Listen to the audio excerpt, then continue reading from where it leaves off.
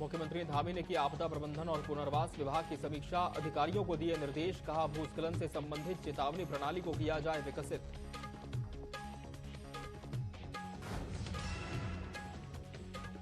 गणेश गोदियाल ने भाजपा के लिए काम करने वाले कुछ नेताओं के कांग्रेस में होने की कही बात, पार्टी के बड़े नेताओं का मिल रहा समर्थन।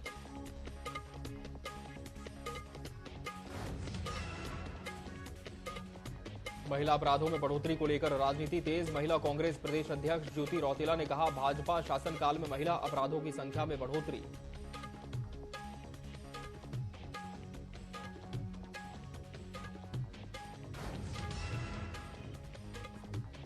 केदारनाथ सोना प्रकरण जांच को लेकर सियासत, पूर्व प्रदेश अध्यक्ष गणेश गोदियाल ने सतपाल महाराज से किया सवाल, कहा 1 साल से चल रही जांच लेकिन रिपोर्ट कहां।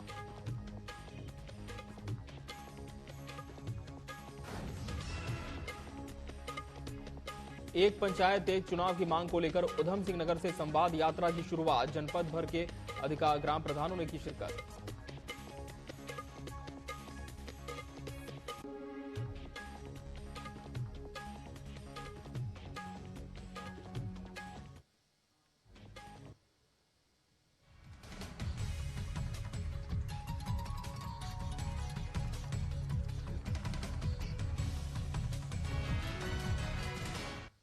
नमस्कार, बहुत स्वागत है आपका न्यूज अपडेट में। मैं हूं आपके साथ अमित शर्मा। मुख्यमंत्री पुष्कर सिंह धामी शुक्रवार को टिहरी दौरे पर पहुंचे, जहां उन्होंने कांगुड़ा नागराज मंदिर पुनर्स्थापना जागरण समारोह में हिस्सा लिया। उन्होंने समारोह से पहले कांगुड़ा नागराज मंदिर में पूजा अर्चना की, साथ ही प्रदेशवासियों की सुख समृद्धि की कामना की।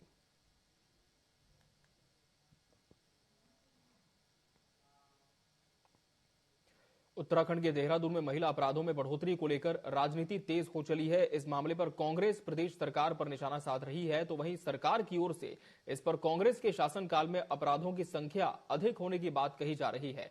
इस दौरान महिला कांग्रेस की प्रदेश अध्यक्ष ज्योति रौतेला ने कहा कि भाजपा के शासनकाल में महिला अपराधों की संख्या में लगातार बढ़ोतरी हो रही है, सरकार इस पर कोई कार्रवाई नहीं कर पा रही। कैबिनेट मंत्री रेखा आर्य ने कहा कि कांग्रेस को 2017 से पहले का समय देखना चाहिए, जब सबसे सुरक्षित स्थान नारी निकेतन में मूक बधिर महिलाओं के साथ क्या घटनाएं घटी थीं।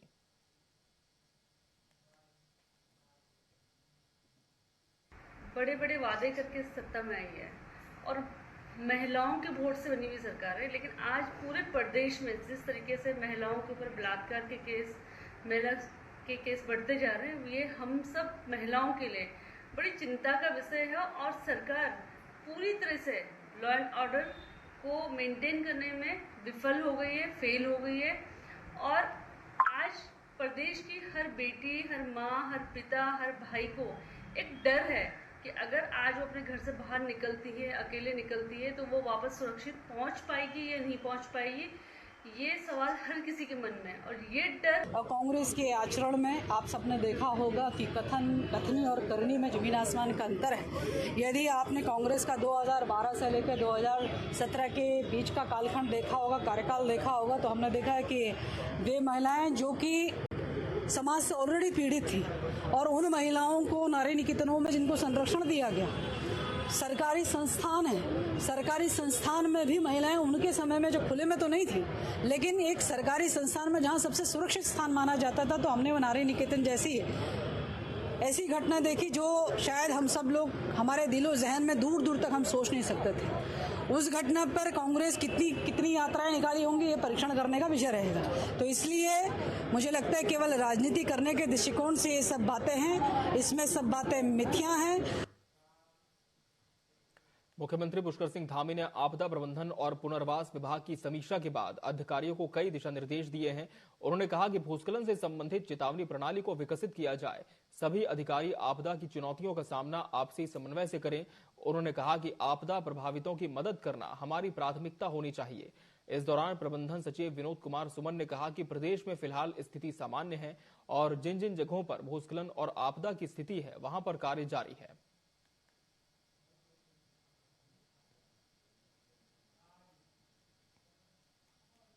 हम खामी नहीं कहेंगे कि जो बातें चल रही थी कि बरड़ावत पर्वत पे कोई खतरा उत्पन्न हो गया है, तो हम बताना चाहते हैं कि जो घटना 2003 में घटी थी बरड़ावत पर्वत पे और जो उपचार के कार्य किए गए थे, वह उपचार पूरी तरह से सुरक्षित है, वह भूभाग पूरी तरह सुरक्षित है, वहाँ कोई दिक्कत नहीं है। उससे काफ़ी दूर एक अन्य स्थान पे लैंडस्लाइड हुआ है, जिसमें काफ़ी मलबा अभी ऊपर रुका हुआ है और कुछ पेड़ की टहनियाँ रुकी हुई हैं, पेड़ की कुछ तने रुके हुए हैं उसकी वजह से, और कुछ जब भी बरसात होगी तो उसमें फिर नीचे आने का खतरा है। तो हम लोगों ने ये विचार विमर्श किया कि पहले चरण में कि जो लोग नीचे रह रहे हैं, जहाँ पे मलबा आने की संभावना है, उनको तत्काल हटा लिया जाए, उनको शिफ्ट कर लिया गया है। और उसके उपरांत फिर जो है उसमें उपचार के लिए जो कार्रवाई करनी है, एक्सपर्ट की टीम हम भेजने वाले हैं। एक्सपर्ट की टीम जाएगी, स्टडी करेगी, क्या क्या सुरक्षात्मक कार्य किए जाने हैं उसका सुझाव देगी, उसके बाद तत्काल योजना स्वीकृत करके कार्य कराया जाएगा। उत्तराखंड में एक पंचायत एक चुनाव की मांग को लेकर त्रिस्तरीय पंचायत चुनाव के आह्वान पर उधम सिंह नगर मुख्यालय से संवाद यात्रा की शुरुआत हुई है। इस दौरान सभागार में जनपद भर के ग्राम प्रधानों ने शिरकत की। प्रदेश अध्यक्ष ने कहा कि पहले 2 वर्ष कार्यकाल कोरोना के चलते निकल गया, जिसके चलते क्षेत्र में विकास कार्य नहीं हो पाए। उन्होंने कहा कि 2 वर्ष के कार्यकाल को बढ़ाया जाए।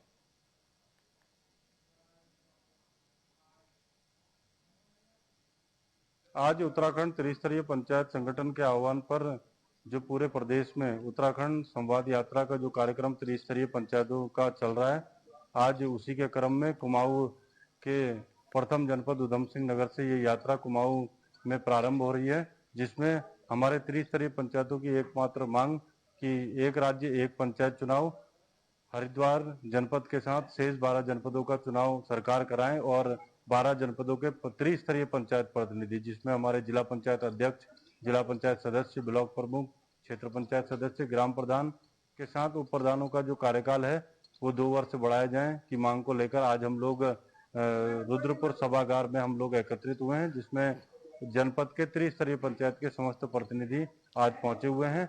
जिसके बाद ये यात्रा कल नैनीताल जनपद में जाएगी और ये करते हुए 4 तारीख तक संवाद यात्रा चंपावत विधानसभा में जो है ये जनपद चंपावत में समाप्त होगी। उत्तराखंड कांग्रेस के पूर्व प्रदेश अध्यक्ष गणेश गुदियाल ने पर्यटन मंत्री सतपाल महाराज से केदारनाथ सोना प्रकरण की जांच को लेकर सवाल किए हैं। उन्होंने इस पूरे प्रकरण में मंदिर समिति और दानदाता की आपसी मिलीभगत का भी आरोप लगाया है। दानदाता को ही पूरे मामले में असल लाभार्थी बताते हुए जांच लटकाने पर भी उन्होंने सवाल उठाए। गणेश गुदियाल ने कहा कि 1 साल से जांच चल रही है, लेकिन उसकी रिपोर्ट कहां है, उस पर कोई कुछ बताने को तैयार नहीं है। माननीय पर्यटन मंत्री जी का बयान आया जो मैंने अभी सुना। माननीय पर्यटन मंत्री जी इस प्रकरण में पहले तो बहुत मुखर थे और जिस समय ये हुआ करीब 1 साल से ज्यादा का समय हो गया, 1.25 साल हो गया, जिस समय ये घोटाला हुआ उस समय तो काफी मुखर थे और उन्होंने बहुत जोशीले अंदाज में इस बात को कहा था कि कमिश्नर स्तर की जांच बिठा रहा हूं मैं और मैं कमिश्नर स्तर की जांच कर 1 महीने में इसकी रिपोर्ट तलब करूंगा। बहरहाल माननीय पर्यटन मंत्री जी, आपका वो 1 महीना अभी तक नहीं आया और अब भी आपने बात कही है कि शासन स्तर पर वो जो जांच है वो शासन स्तर में है, शासन पे है। मैं ये पूछना चाहता हूं नंबर 1 कि शासन आपके अलावा और कौन है शासन? आप पर्यटन मंत्री हैं और चूंकि आप पर्यटन मंत्री हैं तो आप ही शासन हैं। जेएमवीएन के पूर्व उपाध्यक्ष और जनसंघर्ष मोर्चा अध्यक्ष ने विधानसभा अध्यक्ष और निर्दलीय विधायक पर निशाना साधा। विकासनगर में आयोजित पत्रकार वार्ता के दौरान मोर्चा अध्यक्ष रघुनाथ सिंह नेगी ने कहा कि खानपुर से निर्दलीय विधायक उमेश कुमार ने हाल ही में विधानसभा सत्र के दौरान बिना दस्तावेजों के सदन में सरकार के तख्ता पलट को लेकर बयानबाजी की और कहा कि अगर ऐसा है तो प्रदेश की खुफिया एजेंसियों को इसकी भनक क्यों नहीं हुई और क्यों सदन में विधानसभा अध्यक्ष ने इस बात का संज्ञान नहीं लिया। दूसरी ओर रघुनाथ सिंह नेगी ने निर्दलीय विधायक उमेश कुमार पर दल बदल कानून को लेकर उनकी सदस्यता पर भी सवालिया निशान उठाए हैं। खंडेरी जी उनसे जुड़ा हुआ मामला है। दरअसल उनके समक्ष मई 2022 में निर्दलीय विधायक खानपुर से उनके खिलाफ एक याचिका दायर की थी। ये रुड़की के निवासी हैं रविंद्र पनियाला जी।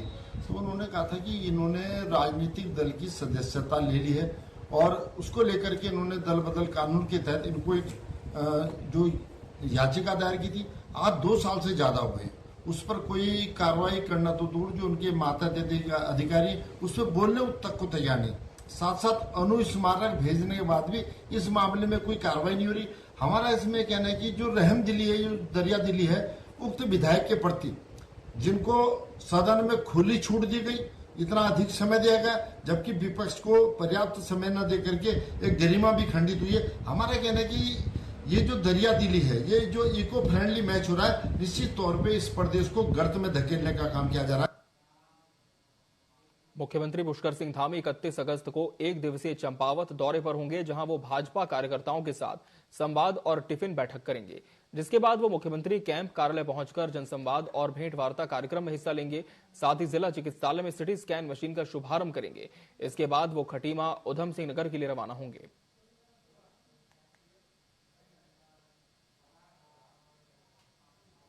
रामनगर का पीरूम दामरा क्षेत्र कौमी एकता की मिसाल है, जहां क्षेत्र की कौमी एकता उन लोगों के लिए एक मिसाल है जो मजहब की बातों को लेकर तनाव रखते हैं। दरअसल मंदिर, मजार और गुरुद्वारा एक साथ दिखाई देते हैं, जहां सभी धर्म के लोग बिना भेदभाव के एक दूसरे की पूजा में संलिप्त होते हैं और एक साथ एक परिवार की तरह रहते हैं। ये क्षेत्र हिंदू, मुस्लिम और सिख एकता का प्रतीक है। हम यहाँ 6 वर्ष से कार्य करते हैं, हम यहाँ के पुजारी हैं। यहाँ पर मंदिर भी है, गुरुद्वारा भी है और पीर बाबा का स्थान है।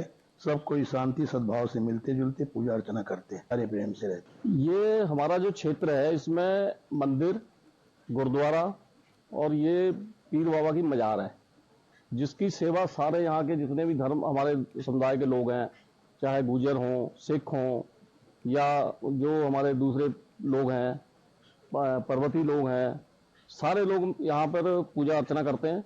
और ये कौमी एकता का बहुत ही एक सुंदर विहंगम जो ये दृश्य देखने को मिलता है यहाँ पर, कि सब लोग यहाँ पूजा अर्चना करते हैं। ऐतिहासिक और पौराणिक नंदा देवी मेला इस साल विवादों में घिरता नजर आ रहा है। दरअसल नंदा देवी मंदिर कमेटी ने सभी सांस्कृतिक कार्यक्रमों का बहिष्कार करने की चेतावनी दी है। कमेटी के पदाधिकारियों ने प्रेस वार्ता करते हुए बताया कि एडम्स इंटर कॉलेज का मैदान, जहां हर साल सांस्कृतिक कार्यक्रम आयोजित किए जाते थे, इस बार उपलब्ध नहीं करवाया जा रहा है। आगे कहा कि यदि मैदान नहीं मिला तो कमेटी सांस्कृतिक कार्यक्रमों का पूर्ण बहिष्कार करेगी।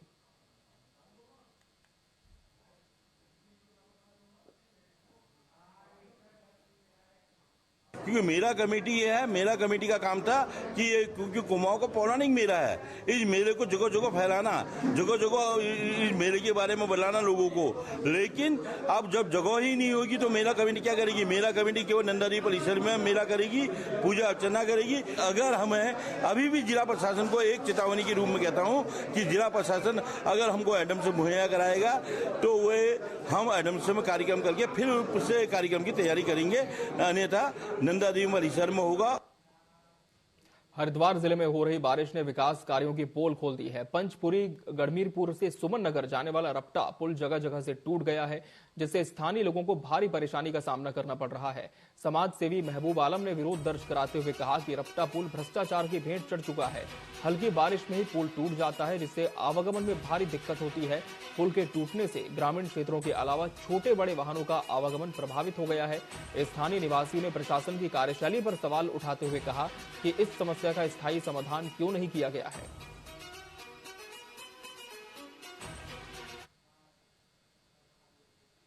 ये जो हमारा रपटा है, इसे बनने के बाद हमने तब भी ये मुद्दा उठाया था कि यहाँ पे भ्रष्टाचार चरम सीमा पर है और ये भ्रष्टाचार की भेंट चढ़ गया। आपके सामने आप फिलहाल देख सकते हो, यहाँ पर रपटा टूट चुका है, इसकी रिपेयरिंग कराई गई, उसमें भ्रष्टाचार बराबर हुआ, उसके बाद वही रपटा टूट गया।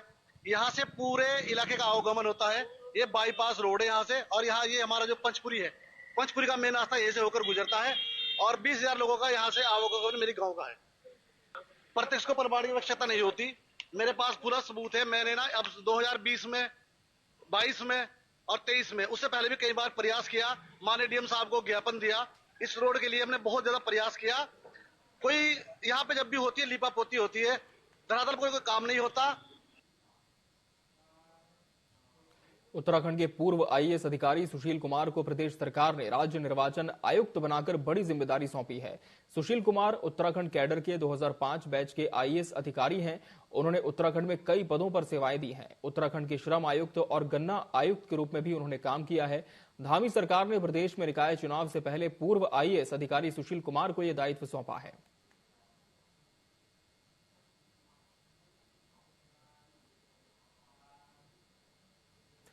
फरियादियों को बार बार न्यायालय के चक्कर ना काटने पड़े, इसके लिए राष्ट्रीय लोक अदालत का आयोजन किया जा रहा है, जिसको लेकर जिला न्यायाधीश जिला विधिक सेवा प्राधिकरण के अध्यक्ष सुबीर कुमार की अध्यक्षता में राष्ट्रीय लोक अदालत को लेकर बैठक का आयोजन किया गया।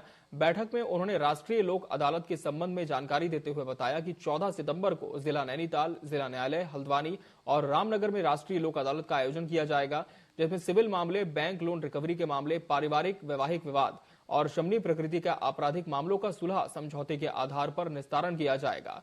उन्होंने आगे का बताया कि 891 मामले लोक अदालत के लिए अब तक नियत किए जा चुके हैं।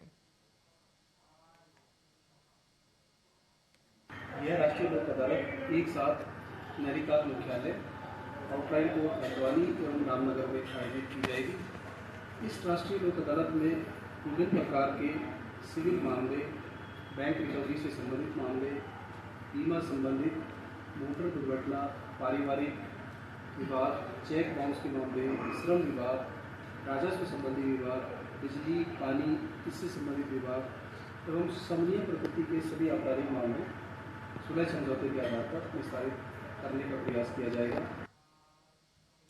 पौड़ी में प्रस्तावित तारामंडल और माउंटेन म्यूजियम के निर्माण की टेंडर प्रक्रिया अब पूरी हो चुकी है।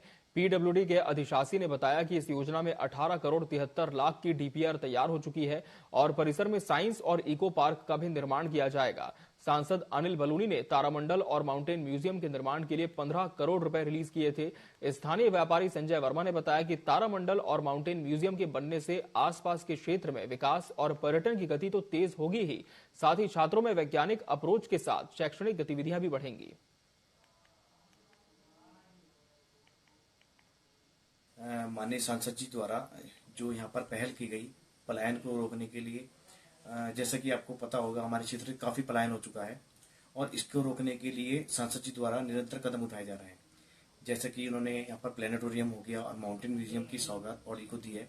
इससे हमें लगता है कि काफी हद तक हम इसको रोकने के लिए कामयाब हो जाएंगे और मैं तहे दिल से माननीय सांसद जी का इसमें आभार व्यक्त करता हूँ। जी, इसमें डीपीआर जो है कंसल्टेंट ने सबमिट कर दी है और डीपीआर जो है 18 करोड़ 73 लाख की है और वो परीक्षण हेतु भेजी है अभी, और जैसी परीक्षण होकर आती है इसमें तुरंत जो है निविदा आमंत्रित कर दी जाएगी।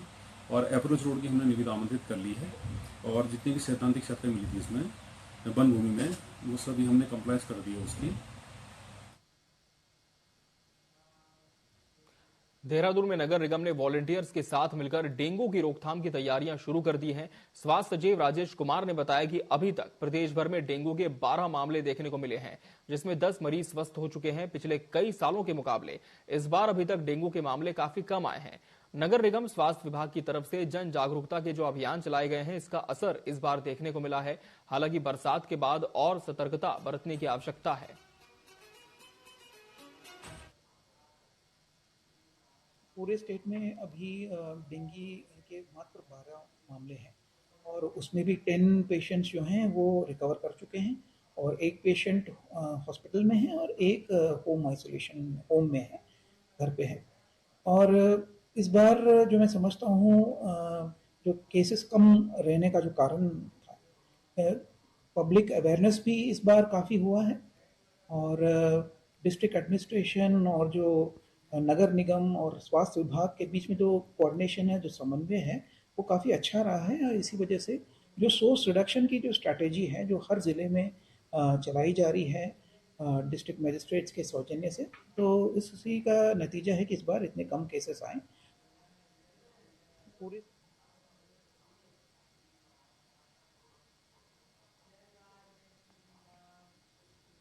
कुमाऊं आयुक्त दीपक रावत ने टिफिन टॉप चोटी में भूस्खलन से ध्वस्त हुई डोरोथी सीट का निरीक्षण किया।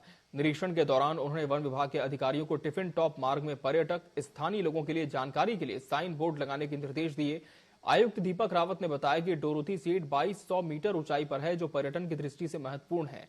उन्होंने कहा कि प्राथमिकता के साथ डोरोथी सीट फिर से बनाने के लिए बेहतर डीपीआर तैयार कर और भी ज्यादा बेहतर और आकर्षित बनाया जाएगा। डोरोथी सीट जिसको हम टिफिन टॉप भी कहते हैं, ये 2200 मीटर की हाइट पे है और बहुत ही प्रोमिनेंट टूरिस्ट स्पॉट ये नैनीताल का रहा है ब्रिटिश पीरियड से। नैनीताल की प्रेस्टीज भी है और इसमें इस बार काफ़ी ज़्यादा इरोजन हुआ है और जो वर्तमान में जिसको हम डोरोथी सीट कहते हैं उसको काफ़ी बड़ा पोर्शन नीचे बह गया, इसको अभी हमने आउट ऑफ बाउंड भी किया हुआ है, रोका है सबको। तो इसमें एक मेजर प्रोटेक्शन वर्क की आवश्यकता है। तो इसको देखते हुए आज हम सभी जो डिपार्टमेंट्स हैं, जिसमें फॉरेस्ट है, इरिगेशन, PWD, नगर पालिका, टूरिज्म, जिन सब के इसमें स्टेक्स हो सकते हैं, उनको लेके आए हैं और सरकार की प्रायोरिटी है इसको रिकंस्ट्रक्ट करने की। तो सबसे पहले तो इसका एक अच्छा DPR with good expert consultation हम बनाना चाहेंगे और इसको एक अच्छा लुक जो कि लाइट भी हो और एक तरीके से इको फ्रेंडली टूरिज्म को प्रमोट करता हो, ऐसा लुक इसको यहाँ पे देना चाहेंगे। लोहाघाट ब्लॉक के नेपाल सीमा से लगे गांव में गौरा महोत्सव को बड़ी धूमधाम से मनाया जा रहा है।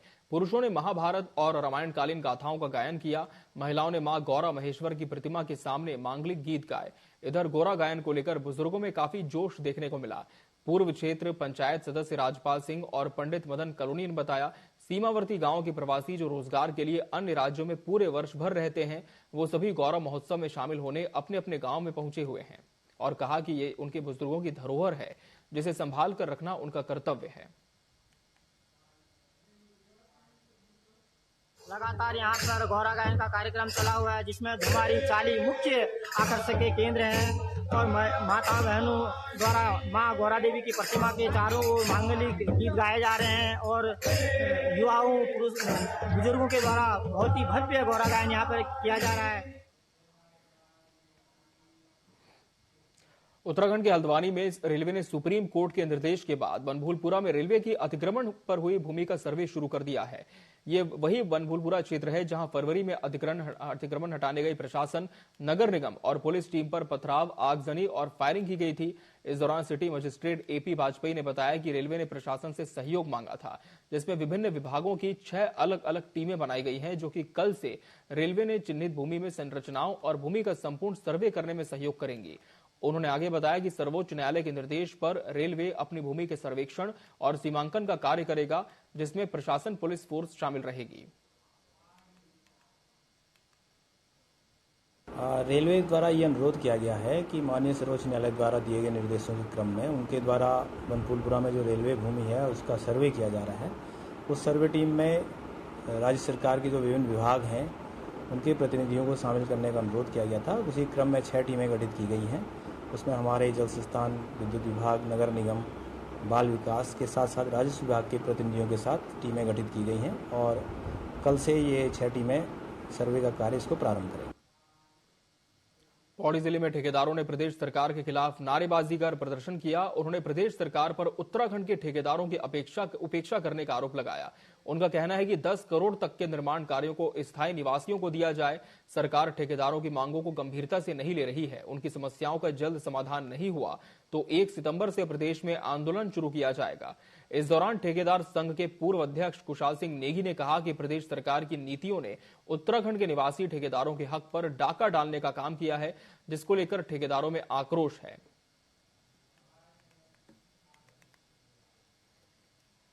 हम अभी उत्तराखंड चीफ से मिले थे 15 तारीख को जुलाई में।